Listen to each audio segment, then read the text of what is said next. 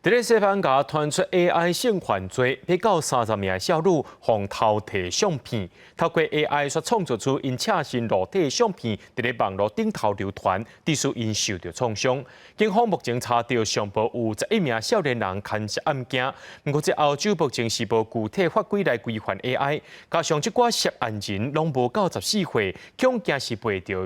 未受到这刑事的惩罚。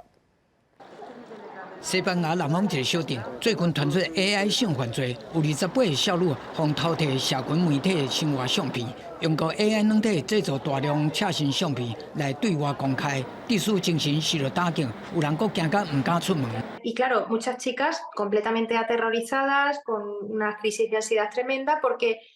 yo cuando lo vi, digo,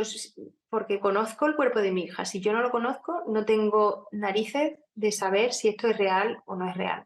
目前检验单位正在调查，已经查出上少有11个少年涉案。警方推测，因伫这个热人就已经开始制作假相片，透过通讯软体 WhatsApp 甲 Telegram， 甲相片四过传送，佮甲受害者讲钱。因为涉案人拢未满14个，可能未受到刑事处罚。而且针对一般制作大人的色情图像，西班牙目前并无法律通有管，和 AI 相关的法规佫较是无半条。 敢若会当把即寡使用囡仔图像的内容当作儿童色情刊物来处理。